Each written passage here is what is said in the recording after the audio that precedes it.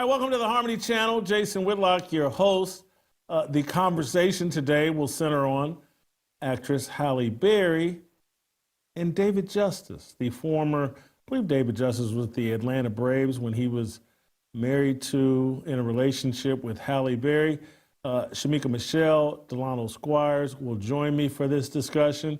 Let's play the clip of David Justice on not seeing Halle Berry as the mother of his children, and then we'll get Delano and Shemeka's reaction. Play the clip. We never had any major issues like that. It's just that because I was young and had only been in, honestly, one real relationship before her, my knowledge and my understanding, my wisdom around relationships just wasn't vast.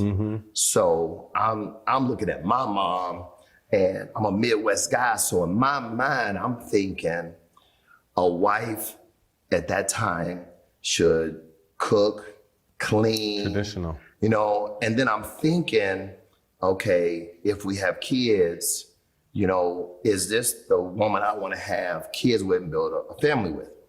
And at that time, as a young guy, she don't cook, don't clean, don't really seem like motherly. And then we start having issues. So, Delano, Shemeka, there was a social media response to what David Justice said, and much of the response was, why would he want one of Hollywood's leading actresses to cook and clean? Why would he have those expectations? Why would he be evaluating her on a basis of whether she'd be a good mother? This is crazy. It's Halle Berry. This is what's wrong with toxic masculinity. Delano, you say what? I say there's a lot of people who dismiss and diminish the role that a woman plays as a wife and a mother. And clearly David Justice believed that Halle Berry's contribution to his home as his wife and the mother of his children was more important than her contribution to society as an actress. I know David Justice because he played for the Cleveland Indians, and that was my team that I rooted for growing up. I know they were together. I'd never heard him really talk about their relationship. But the fact that people say, well, why would you expect Halle Berry to cook and clean and take care of her home? Again, just goes to show how thoroughly second-wave feminists have conquered the minds, not just of American women, but of a number of American men. Because, Jason, I saw a couple of guys respond, Halle, you know, you don't have to cook and clean or take care of my kids. You know, I'll still do whatever you want.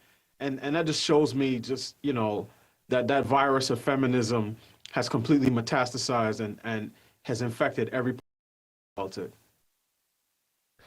The other, and Shemeka, give me one more second with Delano here. The other aspect of this is like, there's something going on in America. I can remember thinking this, like, man, David Justice got the baddest red bone on the planet. That's the dream. Blah, blah, blah. And you just, it's all about looks. It's all about sexual attraction. And then you actually get into the marriage like David Justice did and goes, well, hold on, you know, this culture tells him, what do you mean it's a rich, beautiful, powerful woman? And it doesn't dawn on you until after you've made a mistake, after you've entered into a relationship, that this actually isn't what I want.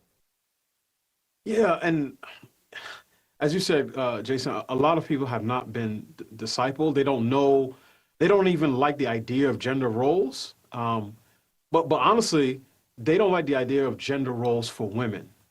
Because if you talk to a crowd of people, right, let's say young people, and I did this a couple of weeks ago, and I said, okay, what is it that society expects every man to provide in his home? And I said, it's the 2 Ps. And everybody responded in unison: to protect and provide. Now, when you say, okay, what does society expect of women in the home? Then everybody starts to get a little silent, and they say, well, you know. And I'm not even saying cooking and cleaning are on necessarily the same level. Somebody may say, well, those are specific tasks. What is the woman's role in the home? and I would say to nurture and support her husband and her children. But anytime anyone, whether man or woman, attempts to put any boundaries, responsibilities, duties, restrictions around women and their behavior, whether in or outside of the home, people start to get very, very uncomfortable uncomfortable with that. And that's why we're used to talking about men with respect to the duties and responsibilities that they have to the people in their lives. And we're used to talking about women with respect to the freedoms that they should enjoy from duty and responsibility. And it's clear that David Justice, as a young man, didn't really get this lesson. He was still operating with sort of the older model. But it's clear that a lot of young men today, that's how a lot of young men think, and that's how a lot of young women think. And the problem with it, and I'll end here, is that most women don't even want the type of guy that they say that they're looking for, right? In my experience, I found that most women still want a traditional man, while them being, they want a traditional man who accepts the fact that they're an ultra modern woman. And those two things just don't line up, right? Because the man is looking for something traditional as well. And many women just either can't give that because they can't even boil a pot of water, or they don't want to give that because giving that, they believe, would mean that they would be losing a part of themselves, quote unquote. And that's why, Jason, anytime you hear any of these women get divorced, and you see it, I'm sure, every day on social media, I'm getting divorced from my perfect husband because I need to find myself. Or our relationship, we've graduated from this particular stage in our relationship to another stage. Or this is an act of self-love, and it's all the same thing, and it flows exactly from what you're talking about, which is either a lack of knowledge or disregarding sort of the traditional roles within the family. Shemeka, you hear David Justice and think what? I thought two things. For one, I thought, at what point after you separate or you're no longer in a relationship, do you have to stop naming names? Like, can you just not make a point without bringing the other person into it? That was something that I thought about, because when do you say, or, you've moved on, you're in a different relationship, do you stop thinking about that person you used to be with? I didn't like that. But I do agree with what he said, and I agree with what you all said. There's nobody discipling these guys, these young men, telling them what they should expect.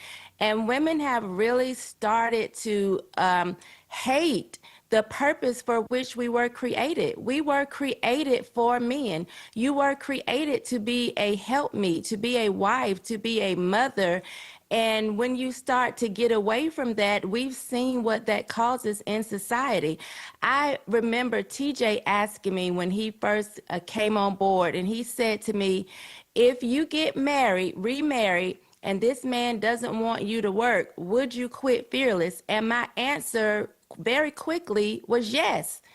Absolutely, I'd be gone. And as much as I love the Fearless family, and I love what I do, I would hope that he wouldn't want me to quit. But if he did, and if he wanted me to just be his wife, that's what I'm going to do, because that is what I'm supposed to do.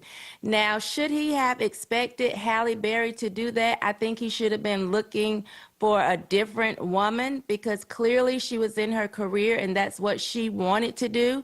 But I don't think it's wrong for any man to desire to have a woman who wants to be a wife and who wants to be a mom. I don't think there's anything wrong with that desire. People just got upset because it was Halle Berry and felt like, well, you could have gotten a maid. Yeah, maybe, but then you don't want a nanny raising your children 24/7. You actually want a woman who can be that example that your kids need. So I don't see anything wrong with men desiring that, regardless of who you are. It's there has to be a discipling of both men and women, because if let's say, this is a conversation about men, but I'm gonna reduce it to black men. But if young black men are discipled, hey man, you should want a traditional wife, that's willing to do these traditional duties, and young black women are being discipled in, you got to be a leader, you gotta be a career person, blah, blah, blah, then basically what you're discipling young black men for is not black women, because they're being discipled for one role and the man is being discipled for another role. And you're gonna have a lot of passport bros. And maybe that's what we're creating. That's what we're creating right now, Shemeka. You know, I do think that passport bros, they have a point, right? But I do think that we would be better off if we actually would begin to, like you said, disciple both men and women, because I do think that there are a lot of men who don't realize what feminism has done to even men. Like, yes, it has caused havoc, wreaked havoc among women, but there are a lot of men who don't see what feminism has done to them as well. There are a lot of men who don't even want the role as being the leader. They don't want the role as being the protector or the provider. And I don't think they do it maliciously and say, I don't want this. But when the only example you've had is a female, you're going to not purposely, but you're going to subconsciously mimic that many of times. And if you don't know that or pay attention to it, you can really get off in your purpose as well as a man. And so I think we really need to focus on feminism and what feminism has done. And then maybe men and women can come together and fight feminism opposed to fighting each other. But I just don't know if people are willing to do that. The whole gender wars, it gets too much attention. It's too entertaining. It's too popular. But we need to fight feminism and the ideology that came with that. And then maybe we can bring men and women together again and have families again. Delano, this will be difficult for some to understand, but not you. I think when we diminish cooking and cleaning, we don't know what we're doing in terms of like, and I've learned some of this through my relationship with TJ Moe, because I think TJ's now 7 years into a marriage, got his third kid. I'm close. I listen, talk with TJ a lot, hear about what goes on in his marriage. And one of the things that helped me understand is, and that I think may be relatable to your situation, I don't see you as much, but this cooking deal is actually, who is the doctor in your home? And so we've diminished the preparation of food, which is probably the key to all health. And so, and we've become reliant on doctors when actually the mother should be the doctor in the home. And I see this with TJ's wife. She researches virtually everything that they eat. She, she's right there with the Make America Healthy Again movement and seed oils and all that other stuff. And we kind of diminish cooking as to, well, can she fry chicken or not? And rather than, is she going to prepare meals for me and my children that make it possible to live free of hospitals and doctors and things like that, that it's so important, and we've diminished it.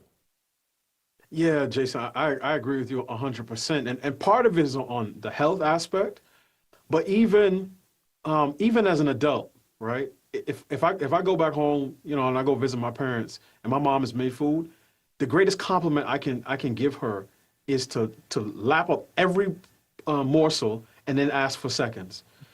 So I think what we've done, and we've all heard the term, like, a particular meal was made with love.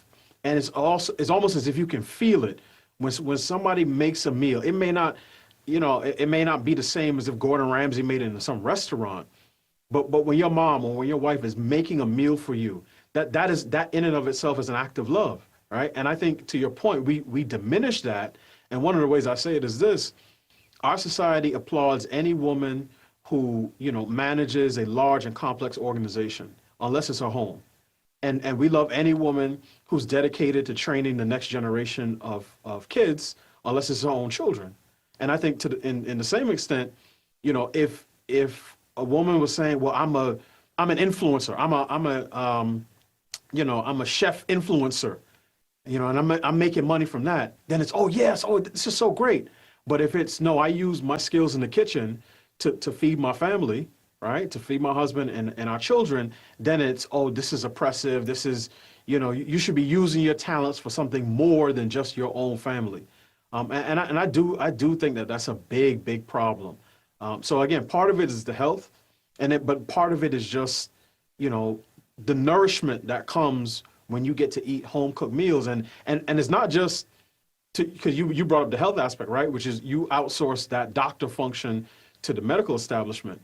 But nowadays you can just outsource cooking entirely to somebody who prepares meals, prepackaged. You just order them. You don't need any skills, right? And that's for women who say, I want to cook. I may not know how, but Jason, there's a generation of women who have no interest at all in preparing a meal. I mean, if you're a dude, you'd be lucky if you get some toast and some eggs and some grits on Christmas morning. That's about it. That's all you're gonna get. And I think it goes back to this issue of discipling. And I'll say this, I think this is where the church comes in.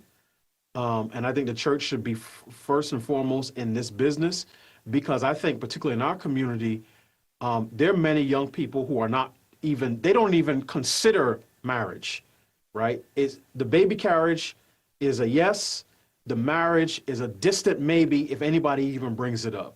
And that's why I think, again, the church has to be in that business. And Lord willing, maybe 5-10 years down the line, I would love to set up a spouse school right in the middle of Southeast DC or some other, East Flatbush, Brooklyn, or wherever it is I am in that particular era of my life, and have some older Christian men deal with the young men in that neighborhood, and some older Christian women teach the young women in that neighborhood what it means to be a wife, to be a mother on one hand, to be a husband, to be a father on the other hand, and then how do you bring those two hands together to do work that glorifies God? Because I think that's exactly what we need, because the institution of marriage has become virtually extinct in many, particularly low income and working class Black neighborhoods.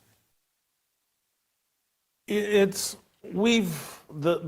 culture has convinced us to outsource virtually everything that we actually need for survival. And so I sit here, I'm old enough, I'm 58.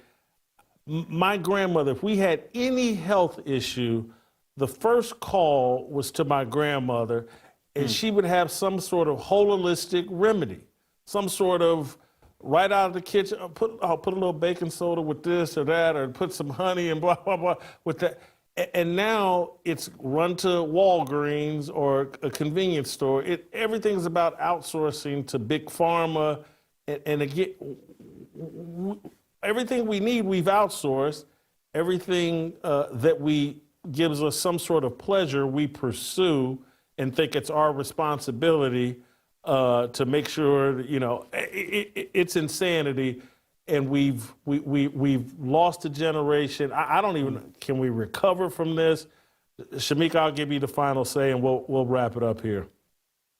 Yeah, Jason, I don't know if we can recover on a large scale, because I just feel like there are so many parents that are failing to teach their kids the right way. But I will say that it warms my heart. My middle daughter is dating. They're 8 months in. They've gone through the phase of meeting the parents.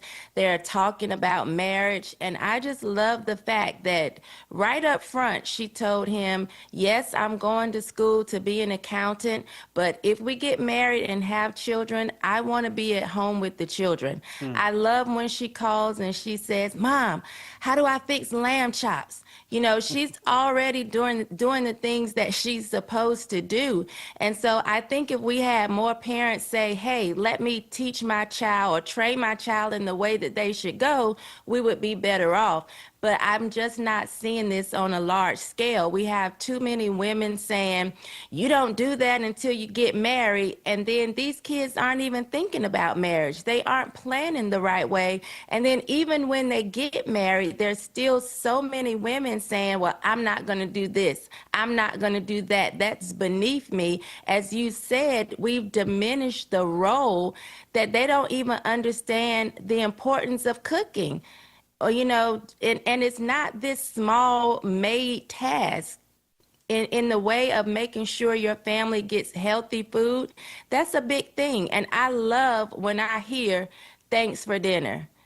That makes me feel like I've accomplished something that day, regardless of what I've done. Thanks for dinner means a lot. Delano, I said we're going to wrap it up, but I got one more thought I want you to react to.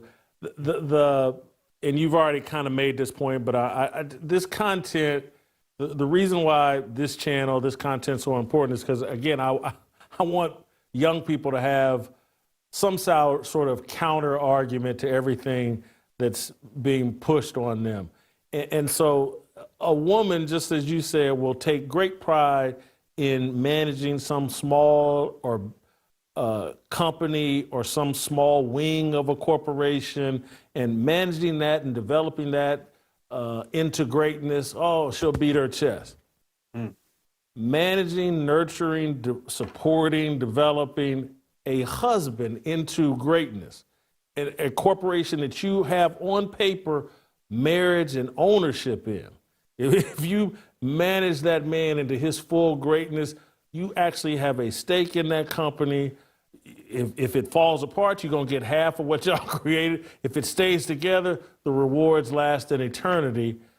And at the root of this has to be just a fundamental, and I'm not trying to one-side it, because many men have accepted, well, I can't be greater, I don't even want the responsibility. But there's a fundamental lack of belief in men. And it's easier for them to believe in some corporation that doesn't care anything about them than it is for them to believe in the potential of man. Yeah, and I think a lot of guys are opening up their eyes to this, and they see that in many instances, a husband is the fourth most respected man in his wife's life, after her father, her boss, and her pastor, right?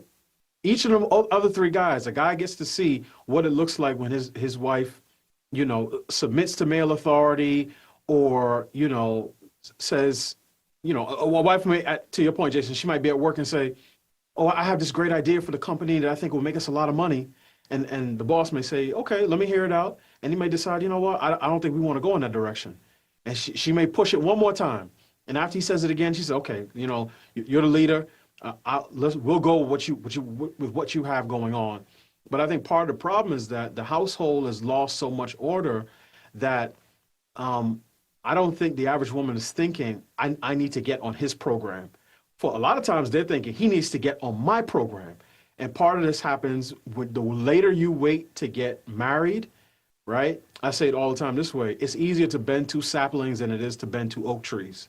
So if you have a woman who's been in the professional market and she has a career, she may not even want to change her last name. So you already, gonna have to deal with that.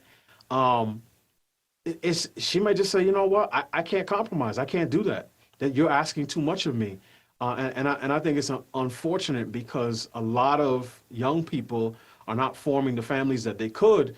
And particularly in our community, in the Black community, this happens oftentimes with the most educated, right? It's the college educated folks, the Harvard and Yale or Hampton and Howard, who are not forming relationships. And that's why they'll be 35, 40 years old, still single, embracing the auntie role. And there's nothing wrong with that. But it's like, we're not doing the basic things. And I do think, to your point, Jason, we've diminished many of these roles. We don't see them as important. We've outsourced, particular functions. And we continue to believe the lie that men and women are the same. Men and women are equal in dignity and worth, but we are different in form and function. And even a high-paying job, money allows a man to take on dependence He said, I got you, boo. You can come home from your job, or, we can contribute together, because a lot of people might not necessarily be able to function on one income. But money allows a man to take on dependence, a wife and the children. Money allows a woman to declare her independence, which is to say, I don't need you and I don't want them. And I think we see how that's worked out in our society over the last 60 plus years. I mean, as I said, second wave feminism really did a number. And I'm not one of them spooky guys, but if somebody who was one to dig up Betty Friedan and some of them other second wave feminists who've already, passed on to the other side and beat them to death one more time, I don't know that I'd have a problem with that, because it has really done a number on our society. I'm going to end on a silly note that will contradict everything we've just talked about. I've already heard Shemeka's opinion on my gray beard. Delano, is someone with a fully developed beard, do you have a thought on my little gray beard here, my little, what do they call this, a goatee? Goatee. You have, am I doing this right? Actually, thumbs up, Jason, thumbs down? I was actually, to be completely honest, I was going to text you the other day, and I said, I was going to tell you, the beard makes you look very distinguished. I think it's a very good look on you. And no lie, no cap. I'm not saying that just to stay on the show. I think it looks good on you. You're looking more like an elder. I'll say it that way. It's distinguished. Well, yeah, I'm out of the denial, Harmony, and we'll see you next time.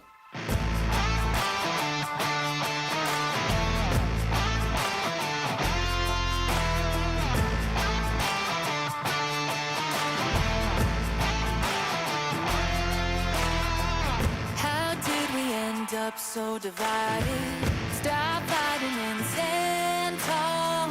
We used to be a nation, one united. Now we're headed for downfall. God